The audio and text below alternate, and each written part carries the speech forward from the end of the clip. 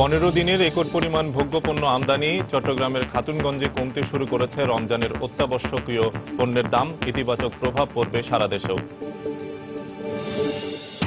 দিন দিন সহিংস হয়ে উঠছে জঙ্গিরা। নিরাপত্তার ঝুঁকি বিবেচনায় গ্রেপ্তারের দিকে নজর পুলিশের। রাজনৈতিক মদদ বন্ধের তাগিদ নিরাপত্তা বিশ্লেষকদের। অপরিণত বয়সে জন্ম নেওয়া বা জটিল রোগে আক্রান্ত শিশুদের তুলনায় নিবিড় পরিচর্যা কেন্দ্র অনেক কম। আগামীতে বাড়ানোর পরিকল্পনা স্বাস্থ্য অধিদপ্তরের। উন্নয়নের বাধা চিহ্নিত করে প্রকল্প না নেওয়ায় বাজেটের সুফল পান না নারীরা। ঠোক বরাদ্দের পরও যথাসময়ে অনুমোদন না হয় না প্রকল্প, ফেরত যায় অর্থ। এবং ত্রিদেশীয় সিরিজে আজ আয়ারল্যান্ডের বিপক্ষে মাঠে নামছে টাইগাররা। হারলেই বাংলাদেশকে নেমে যেতে হবে র্যাঙ্কিংয়ের 8 নম্বরে।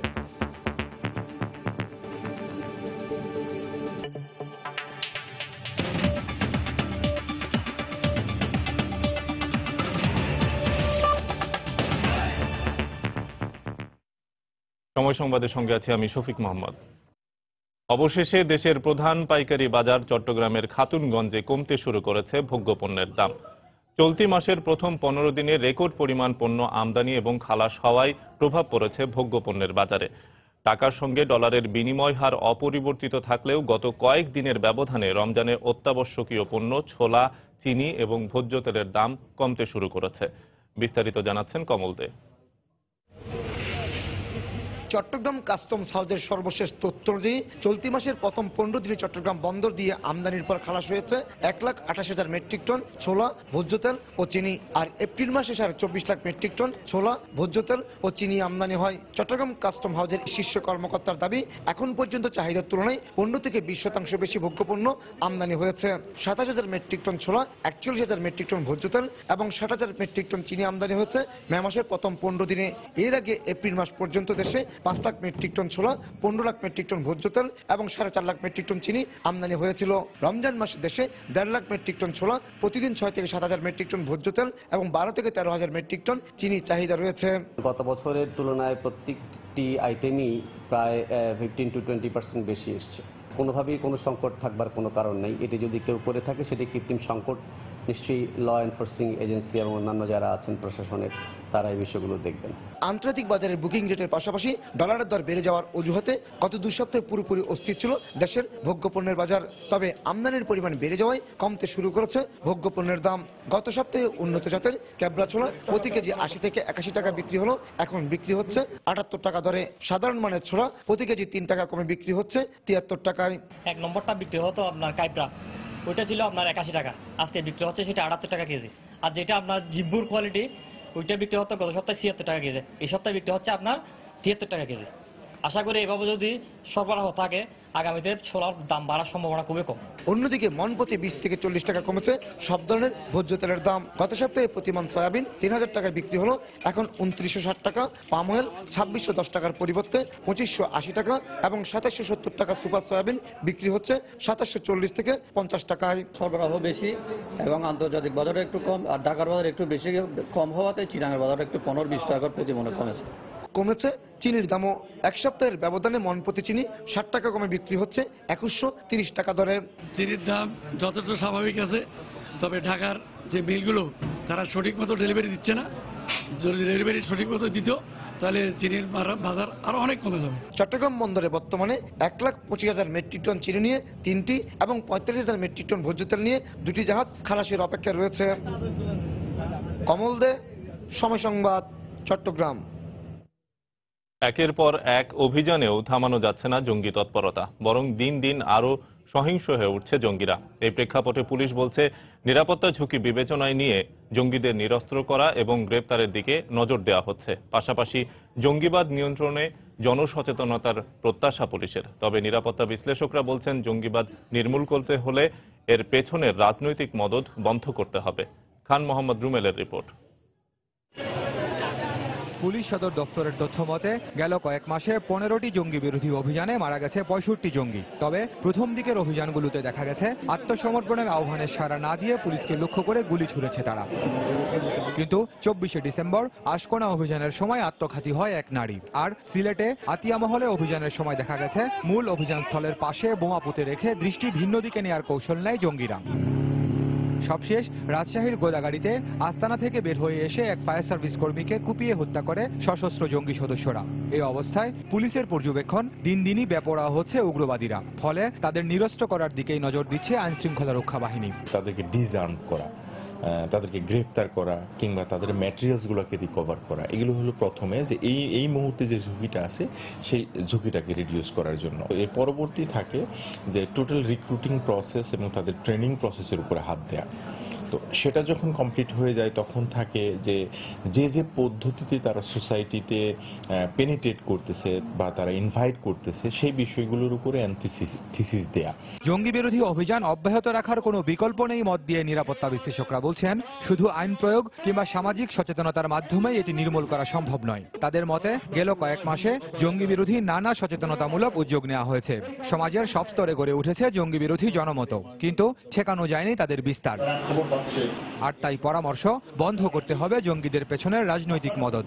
এই জঙ্গিবাদের নিজস্ব একটা আদর্শ আছে এবং সেই আদর্শের পিছনে রাজনৈতিক শক্তি কাজ করছে। সেই রাজনীতিকে আপনি বাতিল না করতে পারছেন বা সেই রাজনীতিকে আপনি বিদায় না করতে পারছেন ততদিন পর্যন্ত এই জঙ্গি তৎপরতা চলতে থাকবে। তিনি আরো বলেন, জঙ্গিবাদ এখন কোনো দেশের সমস্যা নয়, বৈশ্বিক সমস্যা। তাই এটি মোকাবিলায় বন্ধুপ্রতিম দেশগুলোর সহায়তা নেওয়ার পরামর্শও তার। খান মোহাম্মদ রুমেল, সময় সংবাদ, ঢাকা। বাংলাদেশে যেসব শিশু 34 সপ্তাহ আগে ও 1 কেজি 28 গ্রাম ওজনের নিচে জন্ম নিচ্ছে সেসব শিশুর জন্য প্রয়োজন নবজাতক নিবিড় পরিচর্যা কেন্দ্র বা NICU। এছাড়া 5 বছরের কম বয়সী শিশুদের জটিল রোগ নিরাময়ের ক্ষেত্রে প্রয়োজন PICU। কিন্তু দেশে NICU ও PICU এর সংখ্যা প্রয়োজনের তুলনায় খুবই কম। অন্যদিকে লো বার্থ ওয়েট শিশু এবং 5 বছরের কম বয়সী শিশুর মৃত্যুর হার কমানো না গেলে স্থায়ী উন্নয়ন লক্ষ্যমাত্রা অর্জন সম্ভব নয় বলে মনে করেন সংশ্লিষ্টরা। সেলিয়া সুলতানার রিপোর্ট। যে কোনো শিশুর ফুসফুসের সারফেক্টেন্স তৈরি হতে প্রয়োজন 34 সপ্তাহ, কিন্তু এই শিশুটি মায়ের গর্ভে আসার 7 মাস অর্থাৎ 28 সপ্তাহ পরই 500 গ্রাম ওজন নিয়ে আসে পৃথিবীতে। তাই ফুসফুসের ক্রিয়া চলমান রাখতে এখন কৃত্রিমভাবে দেয়া হচ্ছে লাইফ সাপোর্ট। এছাড়া খাওয়া দাওয়া আর পরিপাকতন্ত্র পুরোপুরি গঠন না হওয়ায় নির্দিষ্ট পরিমাণে টিউবে দেওয়া হচ্ছে প্রয়োজনীয় পুষ্টি। ফলে কয়েকদিন আগে প্রথম চোখ খোলে সে। এভাবে গত 1.5 মাস ধরে এই NICU-তে বড় হয়ে উঠছে শিশুটি। পৃথিবীতে এসে যে সার্ভাইভ করবে, এদের লাং বলেন, লাং ম্যাচুরিটি, হার্ট ম্যাচুরিটি বা ওদের যে অন্ত্র যেটা দিয়ে খাওয়ার যে হজম হবে ওই জায়গাটাতে ম্যাচুরিটি, ওগুলা ওইভাবে ম্যাচুরিটি হয় না। ওদের ইভেন ইনফেকশন প্রোটেকশনের যে ইয়েটা সেটাও থাকে না।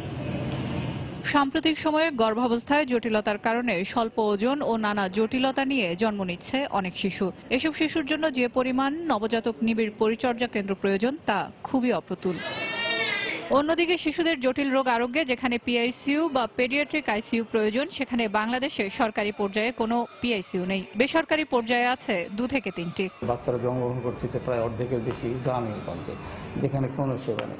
সেখানে একটা শিশু খুব অসুস্থ হয়ে গেলে তাকে আমরা যেখানে পরিচর্যার ব্যবস্থা আছে সেখানে আনতে হতো সে চলে যাচ্ছে, মেরে যাচ্ছে বা এসেও সঙ্গে সঙ্গে সে জায়গা পাচ্ছে না। শিশুদের জন্য NICU সেবা বাড়ানোর ক্ষেত্রে পরিকল্পনার কথা জানিয়েছে স্বাস্থ্য অধিদপ্তর। ন্যাশন ওয়াইড প্ল্যান আছে NICU-টা। 2022 সালের মধ্যে আমরা all kind of instrumental facilities সহ আমরা জেলা সদর হাসপাতালে অন্তপক্ষে 5টা থেকে 10টা করে বেড চালু করতে পারবো। প্রতি হাজারে বাংলাদেশে এখনো শিশু মৃত্যুর হার 20 থেকে 25 জন। যেখানে মধ্য আয়ের দেশে উন্নীত হতে এবং টেকসই উন্নয়ন লক্ষ্যমাত্রা অর্জনে শিশু মৃত্যুর হার কমিয়ে আনতে হবে অন্তত 5-এর নিচে। তাই স্বাস্থ্য খাতের এই অংশটির উন্নয়নের দিকে বাড়তি নজর দেওয়া প্রয়োজন বলে মনে করেন সংশ্লিষ্টরা। সেলিয়া সুলতানা, সময় সংবাদ, ঢাকা। সময় সংবাদে আরো থাকছে। জাতীয় চলচ্চিত্র পুরস্কার 2015 ঘোষণা। শাকিব খান এবং মাহফুজ আহমেদ শ্রেষ্ঠ অভিনেতা, অভিনেত্রী জয়া হাসান শ্রেষ্ঠ চলচ্চিত্র বাপজানের বায়োস্কোপ ও অনিল বাগচির একদিন।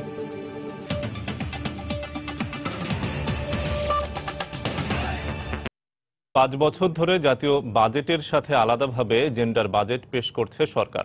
অর্থনীতিবিদ ও নারী উদ্যোক্তাদের মতে নারীর অর্থনৈতিক উন্নয়নে বাধাগুলো চিহ্নিত করে প্রকল্প না নেয়ায় এই বাজেটের সুফল পাচ্ছেন না নারীরা। এমনকি বাজেটে ঘোষিত 100 কোটি টাকার থোক বরাদ্দের বড় অংশ ফেরত যাচ্ছে যথাসময়ে প্রকল্প অনুমোদন না দেয়ায়।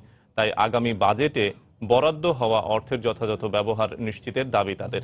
বিস্তারিত জানাচ্ছেন হাজেরা শিউলি। নানা বাধা ঠেলে অর্থনীতিতে অবদান রাখছেন নারীরা। অর্থনীতির মূল স্রোতে নারীদের সম্পৃক্ততা বাড়াতে প্রতি বছরই মূল বাজেটের সাথে জেন্ডার বাজেট করছে সরকার। এটি নারীর জন্য আলাদা কোনো বাজেট না হলেও বিভিন্ন মন্ত্রণালয়ের গৃহীত প্রকল্পে নারীর উন্নয়ন ও ক্ষমতায়ন নিশ্চিত করার একটি পদ্ধতি। অর্থনীতিবিদ ও উন্নয়ন কর্মীদের মতে মূল বাজেটে প্রায় 27% জেন্ডার বাজেটের জন্য বরাদ্দ ধরা হলেও এই ব্যয়ের হিসাব অনেকটাই অনুমান নির্ভর। জেন্ডার বাজেটে নারীদের জন্য বাজেটের কত অংশ ব্যয় হচ্ছে সেই হিসাবটা যেভাবে করা হয় এটা অনেকটা অ্যাডহক বেসিসে, কিন্তু আমরা অনেক ক্ষেত্রেই বুঝি না যে এই প্রকল্পগুলো এই যে বৃহত্তর পরিসরে যে নারী উন্নয়ন নীতি এবং তার যে টার্গেটগুলো সেটার সাথে সবসময় এটার যে একটা মিল সেটা আমরা লক্ষ্য করি না। এই যে কর্মক্ষেত্রে মেয়েরা আসছে সেই মেয়েরা কর্মক্ষেত্রে যাতে টিকে থাকতে পারে উদ্যোগ নিতে এবং বাজেটে তার আসলে একটা প্রতিফলন থাকতে হবে, যথেষ্ট পরিমাণ গণপরিবহন থাকতে হবে, সে যেখানে কাজ করছে সেখানে তার একটা কর্মসহায়ক পরিবেশ থাকতে হবে, সেখানে তার নিরাপত্তার ব্যবস্থাটা নিশ্চিত করতে হবে, পেশাজীবী নারীদের আবাসন ব্যবস্থা করা দরকার। এদিকে বাজেটে নারীদের জন্য 100 কোটি টাকার থোক বরাদ্দের বড় অংশই কাজে লাগানো যায় না বলে অভিযোগ নারী উদ্যোক্তাদের। আমরা চাচ্ছি নারী উদ্যোক্তার আরো বড় বড় শিল্প কারখানা ও গড়ে তুলুক, সেই জায়গাটার জন্য যেভাবে নারীদের এগিয়ে যাওয়া উচিত তার জন্য দক্ষতা, তার জন্য তার পণ্য বাজারজাতকরণ করা। প্রতি বছর 100 কোটি টাকা কিন্তু কিছুই না, 40% মতন খরচ হয়। আমলাতান্ত্রিক জটিলতার কারণে আমরা দেখতে পাচ্ছি যে সেটা হচ্ছে একটি প্রকল্প নিলে বছর শেষ হয়ে পরের বছর শেষের আগে হয়তো প্রকল্পটা অনুমোদন হয়। 6% বৃত্ত 2016-17 অর্থ বছরে জেন্ডার বাজেটে 40টি মন্ত্রণালয়ে মোট বরাদ্দ ধরা হয় 92,765 কোটি টাকা। তবে এই বরাদ্দের কতটুকু প্রকৃত অর্থে নারীর উন্নয়নে ব্যয় হয়েছে তার কোনো পরিসংখ্যান নেই। হাজেরা শিউলি, সময় সংবাদ, ঢাকা। লক্ষ্মীপুরে গুলিতে একজন নিহত হয়েছেন। পুলিশ বলছে বন্দুকযুদ্ধ এবং সে আন্তঃজেলা ডাকাত দলের সদস্য। ভোরে সদর উপজেলার বিনোদপুর বিনিদিঘির এলাকায় এ ঘটনা হয়। পুলিশ জানায় গতকাল হত্যা, ধর্ষণ, ডাকাতি এবং অস্ত্র ও মাদক সহ 20টি মামলায় অধিক মামলায় আসামি কালা রাসেলকে গ্রেফতার করা হয়। পরে তার দেয়া স্বীকারোক্তি অনুযায়ী বিনোদপুর বিনিদিঘির পার এলাকায় অস্ত্র উদ্ধারে যায় পুলিশ। এ সময় রাসেলের সহযোগী একদল ডাকাত পুলিশকে লক্ষ্য করে গুলি ছোড়ে। আত্মরক্ষার্থে পুলিশও পাল্টা গুলি ছোড়ে। এতে কালা রাসেল গুলিবিদ্ধ হয়। পরে উদ্ধার করে সদর হাসপাতালে নিয়ে গেলে কর্তব্যরত চিকিৎসক তাকে মৃত ঘোষণা করেন। ঘটনাস্থল থেকে একটি এলজি, একটি পিস্তল এবং 7 রাউন্ড গুলি উদ্ধার করেছে পুলিশ।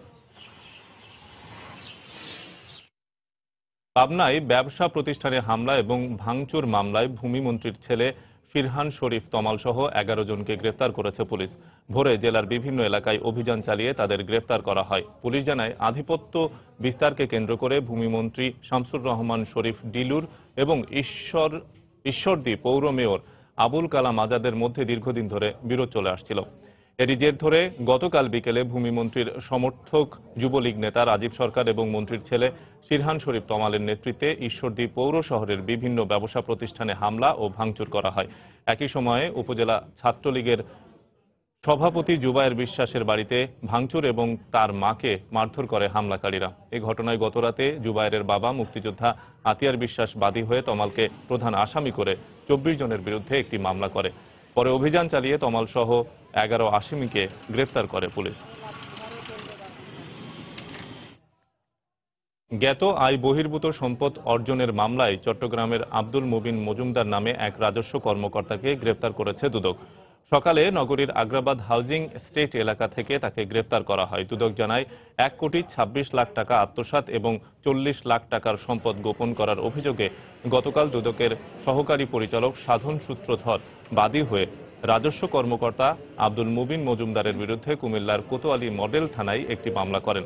পরে আজ অভিযান চালিয়ে চট্টগ্রাম থেকে তাকে গ্রেফতার করা হয়। অ্যাসেট ডিক্লারেশন জারি হয়েছে তার ওয়াইফের নামে। কিন্তু এই সম্পদ অর্জনে তিনি সহায়তা করেছেন, তাই ওনাকে 109 ধারায় আর ওনার ওয়াইফকে 26-2 এবং 27-1 ধারায় মামলা রুজু করা হয়েছে। কুমিল্লায় যখন এটা তদন্ত ছিল তখন আয়ু চেঞ্জ করে আমাদের চট্টগ্রামের দায়িত্ব দেওয়া হয়েছে। চট্টগ্রামের ডাইরেক্টরের নির্দেশে তদন্তকারী কর্মকর্তা নিয়োগ হয়। 77 সূত্রধর এই মামলা দায়ের করে। রাজধানীর কেরানীগঞ্জ থেকে অপহৃত শিন নামে এক শিশুকে উদ্ধার করেছে র্যাব। সকালে রাজধানীর কারওয়ান বাজারে র্যাবের মিডিয়া সেন্টারে ব্রিফিংয়ে একথা জানান র্যাব 10-এর অধিনায়ক জাহাঙ্গীর হোসেন মাতুব্বর। তিনি আরও জানান, গত রাতে কেরানীগঞ্জের একটি কমিউনিটি সেন্টার থেকে মাদকসহ 28 জনকে আটক করে র্যাব। এই বাচ্চাটিকে আগে থেকেই পরিকল্পনা করেছিল অপহরণ করার এবং মুক্তিপণ নিবে, মুক্তিপণ নিয়ে এই বাচ্চাটিকে ছেড়ে দিবে। শিশুকন্যার মা এবং বাবা তাকে মুক্তিপণ দিবে বলে তার সাথে যোগাযোগ করতে থাকে এবং মুক্তিপণ নিয়েই ওই বাসার কাছাকাছি গেলে সে টাকা নিতে আসলে আমরা তাকে গ্রেফতার করে মোকামিতায় অংশগ্রহণ করার জন্য এখানে এসে থাকে।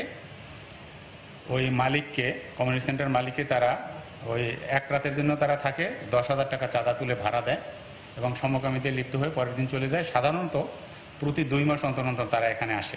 45টার মতো ইয়াবা পাওয়া গেছে 4 জনের কাছে, আর 250 গ্রামের মতো গাঁজা। তো এই মাদক সেবন করে তারা ওই।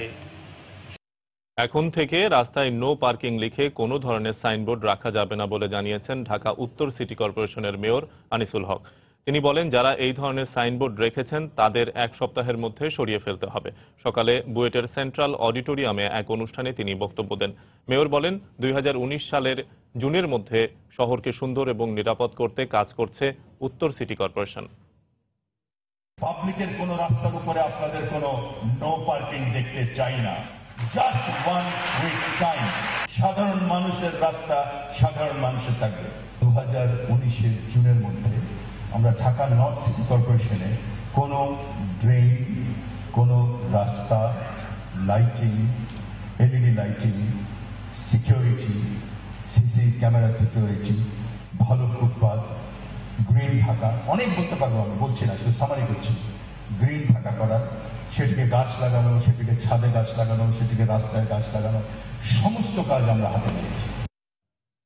বাগেরহাটের চিতলমারীতে কলেজ ছাত্রীর বাবাকে কুপিয়ে আহত করার ঘটনায় মুজিবুর শেখকে প্রধান আসামি করে 16 জনের বিরুদ্ধে একটি মামলা করা হয়েছে। গত রাতে কলেজ ছাত্রী বাদী হয়ে চিতলমারী থানায় এই মামলা করেন।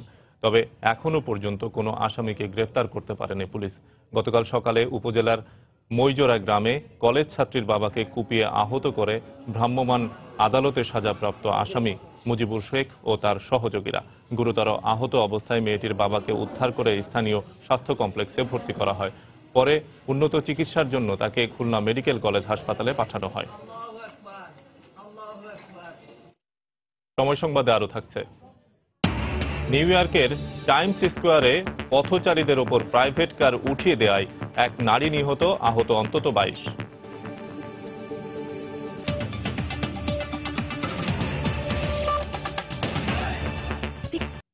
আধিপত্য বিস্তারকে কেন্দ্র করে নরসিংদীর রায়পুরায় ক্ষমতাসীন আওয়ামী লীগের 2 নেতার সমর্থকদের মধ্যে দফায় দফায় সংঘর্ষে গত 1 মাসে মারা গেছেন 4 জন। এসব ঘটনায় আহত হয়েছেন শতাধিক। অগ্নিসংযোগ ও ভাঙচুর করা হয়েছে 3 শতাধিক বসতঘর। এ ঘটনায় পাল্টাপাল্টি মামলা হলেও অভিযুক্ত 2 নেতা ধরাছোঁয়ার বাইরে রয়েছে। আশিকুর রহমান পিয়ালের পাঠানো তথ্য এবং ছবি নিয়ে ডেস্ক রিপোর্ট। গত 1 মাসে রাজনৈতিক সহিংসতায় নরসিংদীর রায়পুরা উপজেলার বাঁশগাড়ি ইউনিয়নে 3 শতাধিক বসতঘর পুড়ে ছাই হয়ে গেছে। এতে খোলা আকাশের নিচে দিন কাটাচ্ছেন সহস্রাধিক মানুষ। ক্ষমতার দ্বন্দ্বে ইউনিয়ন আওয়ামী লীগের সভাপতি ও সাবেক চেয়ারম্যান হাফিজুর রহমান সাহেব এবং উপজেলা আওয়ামী লীগের সদস্য ও বর্তমান চেয়ারম্যান সিরাজুল হকের সমর্থকদের মধ্যে বিভিন্ন সময় কয়েক দফায় সংঘর্ষ হয়। সংঘর্ষে 4 জন নিহত ও শতাধিক গ্রামবাসী আহত হন। পাল্টাপাল্টি 12টি মামলায় গ্রেফতার আতঙ্কে রয়েছেন 7 গ্রামের মানুষ। 2 চেয়ারম্যান দ্বন্দ্ব ঝগড়া হইতেছে। পুলিশ মনে করেন যদি ইচ্ছা করে তাহলে মনে শান্তিতে মনে করেন থাকতে পারবো। বাড়ি নাই, ঘর নাই, কোনো বলতে কোনো নাই, চোখের দান আনতারি না, অশান্তির কোনো অভাব না। আমরা কাপড় নাই কিনতাম, ভাত নাই খাইতাম। ক্ষয়ক্ষতিতে আমরা অনেক নিরীহ মানুষ যারা আছে তারা অনেক সমস্যাতে আছি। এখন আমরা এই যে শান্তি চাই। যার যার পথে ভাগ্য থাকে, কেউ পুলিশের ডরে, কেউ জায়গা বাড়ির ঘর ছাইড়া দিয়া এই পরিস্থিতি।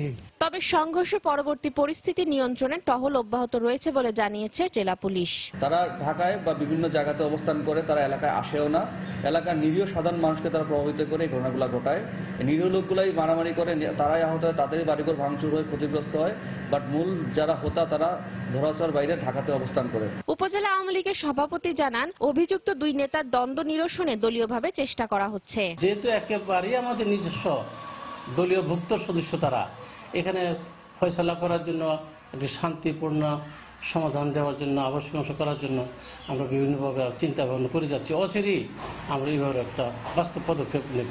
বাঁশগাড়ি ইউনিয়নে অনির্দিষ্টকালের জন্য 144 ধারা জারি করেছে উপজেলা প্রশাসন। সময় সংবাদ, নরসিংদী। বিমার মেয়াদ শেষ হলেও টাকা পাচ্ছেন না গ্রাহকরা। 12 বছর পর জমা টাকার দ্বিগুণ ফেরত দেওয়ার কথা থাকলেও তা মানছে না কর্তৃপক্ষ। গাইবান্ধায় পদ্মা ইসলামী লাইফ ইন্স্যুরেন্সের বিরুদ্ধে এমন অভিযোগ গ্রাহকদের। হেদায়েতুল ইসলাম বাবুর রিপোর্ট, ছবি তুলেছেন ওবায়দুল ইসলাম। একসাথে কিছু টাকা পাওয়ার আশায় খেয়ে না খেয়ে পদ্মা ইসলামী লাইফ ইন্স্যুরেন্সে বীমা করেছিলেন গ্রামের দরিদ্র মানুষ।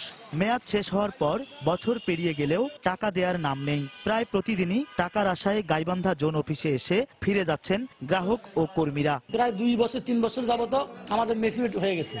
এই ম্যাচুরিটির টাকা আজ অবধি গ্রাহক পাচ্ছে না। উনি বলছে আসেন দেখা যাক কি করা যায়, অথচ বগুড়ায় গেলেও কোনো প্রকার আমাদেরকে টাকা পয়সা দেওয়ার বা চেক দেওয়ার কোনো সুযোগ দেয় না। তৃণমূল পর্যায়ে আমরা যারা মাঠে কাজ করতেছি, আমরা অহরহ এই ভোগান্তির শিকার হচ্ছি। শুধু তাই নয়, মেয়াদ শেষে গ্রাহকদের জমাকৃত অর্থের দ্বিগুণ টাকা ফেরত দেওয়ার কথা থাকলেও এখন আসল টাকা তুলতেই চরম হয়রানির শিকার হতে হচ্ছে গ্রাহকদের। কর্তৃপক্ষের কাছে অভিযোগ করেও কোনো প্রতিকার না পেয়ে দুশ্চিন্তায় দিন কাটাচ্ছেন তারা। অফিসে আসলে বললে ফান্ড নাই, টাকা নাই, এখন হবে না পরে, বিভিন্নভাবে হয়রানি করতেছে আমাদেরকে। আমরা বিভিন্ন জায়গায় কথা বলার পরও এর কোনো সদুত্তর পাওয়া যাচ্ছে না। এখানে আছে দায়িত্বপ্রাপ্ত কর্মকর্তারা, তারাও বিভিন্নভাবেই বগুড়া হেডকোয়ার্টারে যোগাযোগ রাখতেছে, তাদের কথাও শোনা হচ্ছে না। 12,000-এ 1,200 টাকা লাভ, তারপরে আবার এই টাকাটা তুলতে গেলে ব্যাংকে এখন দেখতে হয় 1,000 টাকা। বীমা প্রতিষ্ঠানের জোনাল ব্যবস্থাপকের দাবি, অর্থ সংকটের জন্য এমন পরিস্থিতি হয়েছে।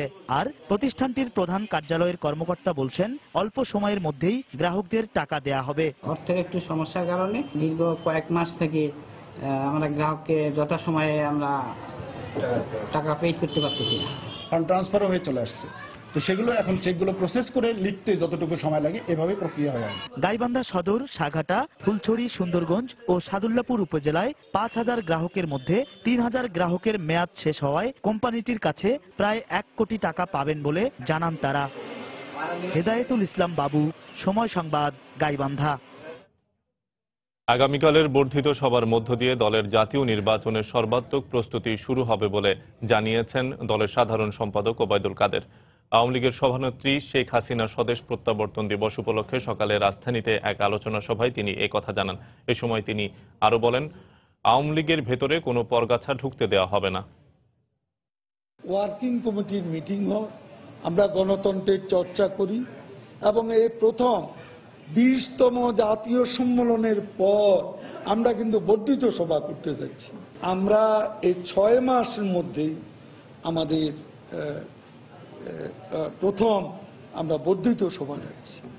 কাজে কোনো পরগাছা আগোছা যাতে দলে ঢুকতে না পারে এ ব্যাপারে আমি সকলের সহযোগিতা চাইছি, কারণ আমরা এই সদস্য সংগ্রহ অভিযানের মধ্য দিয়ে আওয়ামী লীগকে পরগাছা মুক্ত আমরা করতে চাই। দেখছেন সময় সংবাদ।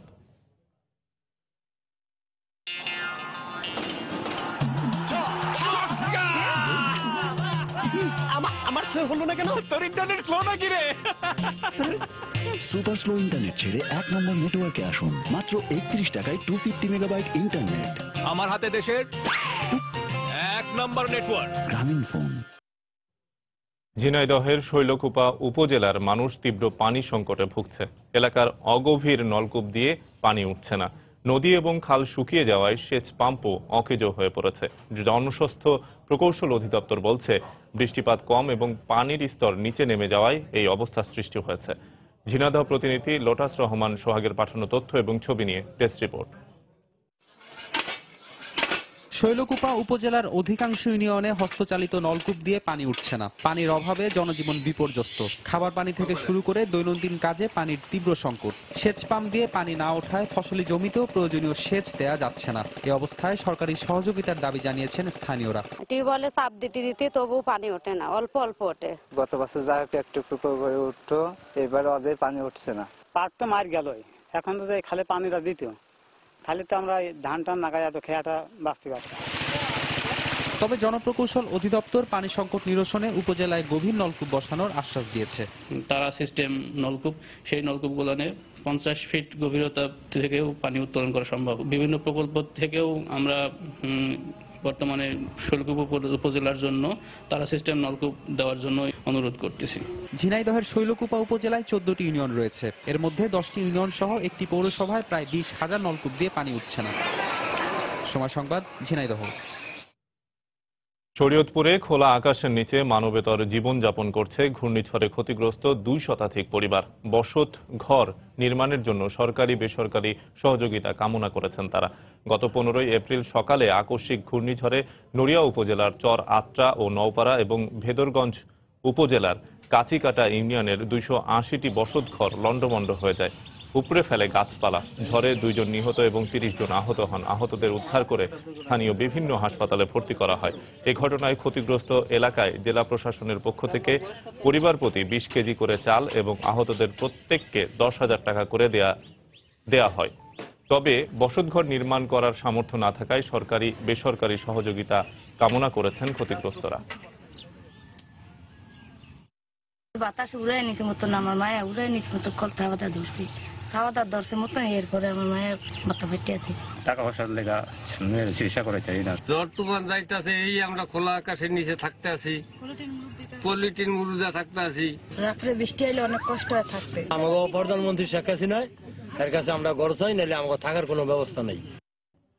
জাতীয় চলচ্চিত্র পুরস্কার 2015 ঘোষণা করা হয়েছে। এতে শ্রেষ্ঠ অভিনেতা হিসেবে নির্বাচিত হয়েছেন যুগ্মভাবে শাকিব খান ও মাহফুজ আহমেদ। শ্রেষ্ঠ অভিনেত্রী হয়েছেন জয়া আহসান। চলচ্চিত্র শিল্পের গৌরবোজ্জ্বল ও অসাধারণ অবদানের স্বীকৃতি স্বরূপ 2015 সালে যুগ্মভাবে আজীবন সম্মাননা পাচ্ছেন অভিনেত্রী শাবানা ও সঙ্গীত শিল্পী ফেরদৌসী রহমান। যৌথভাবে শ্রেষ্ঠ চলচ্চিত্র নির্বাচিত হয়েছে রিয়াজুল মাওলা রিজু পরিচালিত বাবজানের বায়োস্কোপ এবং হুমায়ুন আহমেদের কাহিনী অবলম্বনে মোর্শেদুল ইসলাম পরিচালিত অনিল বাগচির একদিন। একই সঙ্গে এই দুটি ছবির পরিচালক রিয়াজুল মাওলা রিজু এবং মোর্শেদুল ইসলাম শ্রেষ্ঠ পরিচালকের পুরস্কারের জন্য নির্বাচিত হয়েছেন। শ্রেষ্ঠ প্রামাণ্য চলচ্চিত্র হিসেবে 71-এর গণহত্যা ও বৌদ্ধভূমি নির্বাচিত হয়েছে। 2015 সালে 25টি ক্যাটাগরিতে এই পুরস্কার দেওয়া হয়েছে। শ্রেষ্ঠ গায়ক গায়িকা নির্বাচিত হয়েছেন সুবীর নন্দী, এসআই টুটুল এবং প্রিয়াঙ্কা গোপ।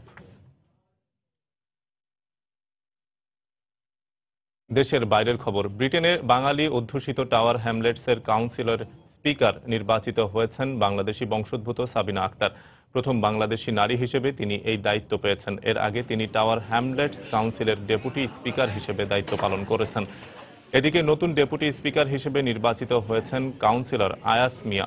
বুধবার টাওয়ার হ্যামলেটস কাউন্সিলের সভায় নির্বাহী মেয়র জন গিবস 2 পদের জন্য সাবিনা আক্তার এবং আয়াস মিয়ার নাম প্রস্তাব করেন।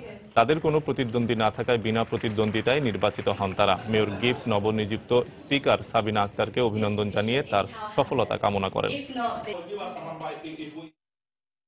যুক্তরাষ্ট্রের নিউ ইয়র্কের মেয়র বিল ডি ব্লাজিও বলেছেন, টাইম স্কোয়ারের ফুটপাতে গাড়ি উঠিয়ে দেওয়ার ঘটনার সঙ্গে সন্ত্রাসবাদের কোনো সম্পর্ক নেই। মেয়রের এই বক্তব্যের পর স্বস্তি বোধ করছে প্রবাসী বাঙালিরা।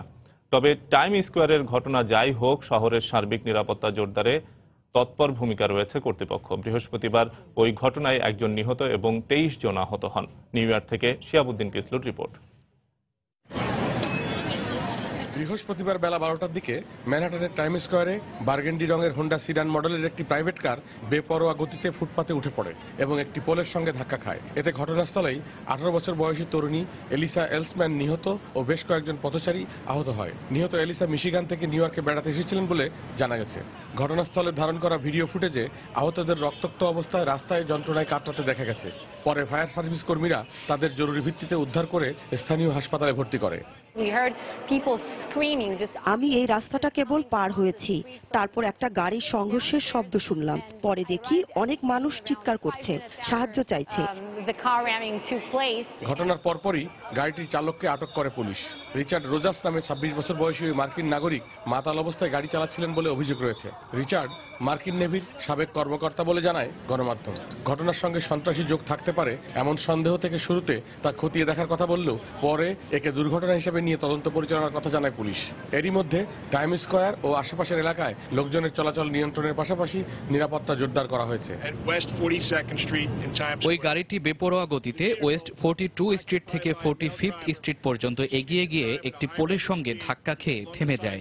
ঘটনাটি এত দ্রুত হয়েছে যে কেউ বুঝে উঠতে পারেনি।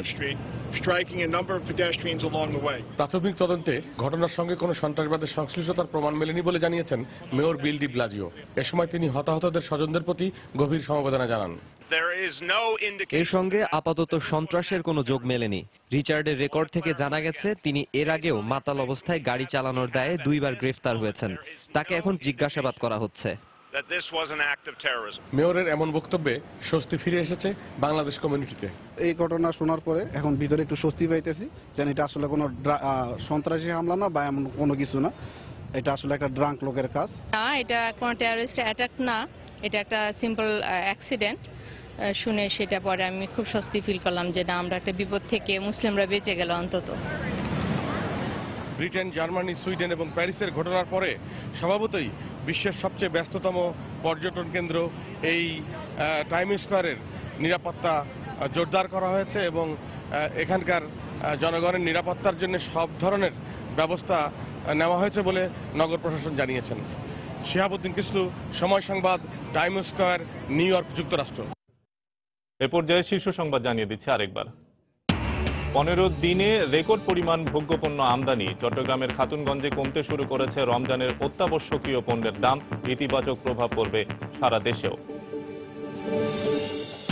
দিন দিন সহিংস হয়ে উঠছে জঙ্গিরা। নিরাপত্তা ঝুঁকি বিবেচনায় গ্রেপ্তারের দিকে নজর পুলিশের।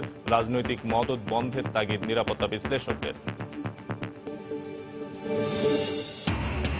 অপরিণত বয়সে জন্ম নেয়া বা জটিল রোগে আক্রান্ত শিশুদের তুলনায় নিবিড় পরিচর্যা কেন্দ্র অনেক কম। আগামীতে বাড়ানোর পরিকল্পনা স্বাস্থ্য অধিদপ্তরের। উন্নয়নের বাধা চিহ্নিত করে প্রকল্প না নেওয়ায় বাজেটের সুফল পান না নারীরা। ঠোক বরাদ্দের পরও যথাসময়ে অনুমোদন হয় না প্রকল্প, ফেরত যায় অর্থ। এবং ত্রিদেশীয় সিরিজে আজ আয়ারল্যান্ডের বিপক্ষে মাঠে নামছে টাইগাররা। হারলেই বাংলাদেশকে নেমে যেতে হবে র্যাঙ্কিংয়ের 8 নম্বরে।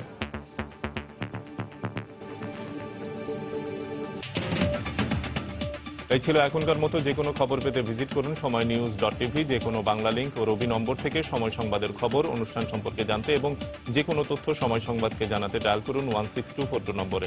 এছাড়া এই মাত্র পাওয়া খবর আপনার মোবাইলে পেতে SMS করুন স্টার্ট স্পেস দিন লিখে পাঠিয়ে দিন 16242 নম্বরে। আর সঙ্গে থাকুন সময়ে।